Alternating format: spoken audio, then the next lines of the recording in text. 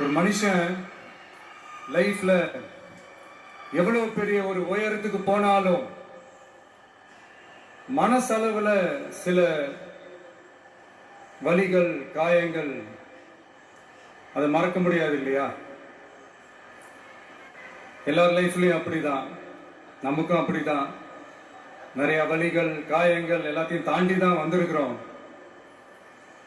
ஆனா எல்லாத்தையும் விட ரொம்ப ஜாஸ்தியான அந்த வலியும் அந்த காயமும் எனக்கு அந்த கரூர் சம்பவம் தான்.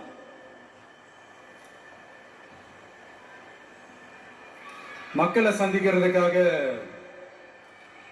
சந்திக்கணும், மக்கள் பிரச்சனைகளை எடுத்து பேசணும். அதுக்காக தான் அந்த மக்கள் சந்திப்பு பயணத்தை தொடங்கி திருச்சி, அரியலூர், நாகப்பட்டினம், திருவாரூர், நாமக்கல், கரூர் அப்படின்னு சொல்லிட்டு போயிட்டு இருந்தோம். அரியலூர்ல அந்த மீட்டிங் முடிச்சுட்டு பெரம்பலூர் போறதுக்கு முன்னாடி அந்த பெரம்பலூர் போலீஸ் எங்களை அலர்ட் பண்ணாங்க. சரிங்க, கூட்டம் கொஞ்சம் ஜாஸ்தியா இருக்கு, லேட் ஆயிடுச்சு, வராதீங்க அப்படின்ட்டு. So we had no choice. Police சொன்னா நம்ம அதை ஒபே பண்ணி தானே ஆகணும். அதே நேரத்தில் பெரம்பலூர் மக்களோட அந்த சேஃப்டியும் மைண்ட்ல எடுத்துக்கிட்டு ஒரு மன வலியோடவே திரும்ப போயிட்டோம். அதுக்கப்புறம் பெரம்பலூர் தொகுதி மக்களுக்கு மன்னிப்பும் கேட்டோம். அதே மாதிரி நாமக்கல் அந்த மீட்டிங் முடிச்சுட்டு கரூர் வரும்போது அந்த கரூர் போலீஸ் எங்களை அலர்ட் பண்ணிருக்கலாம்ல.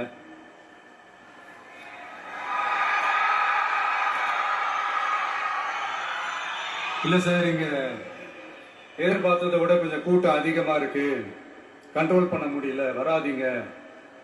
அண்ட் போலீஸ் நினைச்சா அவங்க அந்த மீட்டிங்கே கேன்சல் பண்ணலாம்.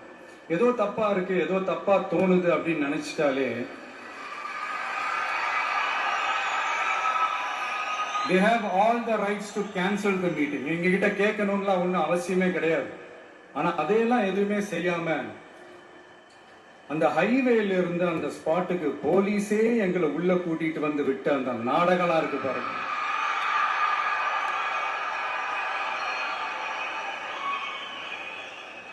நம்பிட்டேங்க, முழுசா நம்பிட்டேன். அன்னைக்கு இருந்த அந்த கரூர் போலீஸ் பேசும்போது தேங்க்ஸ்லாம் சொன்னேன் அவங்களுக்கு. எனக்கு தெரியாது இப்படி ஒரு நாடகம் நடக்கும். இதுக்கெல்லாம் யார் காரணம்? இதெல்லாம் யார் சொல்லி செஞ்சது? இப்படி பண்ணுங்க, அப்படி பண்ணுங்க, சப்போஸ் அப்படி நடந்தா இப்படி பண்ணுங்க, சப்போஸ் இப்படி நடந்தா இந்த மாதிரி இன்ஸ்ட்ரக்ஷன்ஸ் எல்லாம் கொடுத்து அந்த பிரஷர் போடுறது யாரு?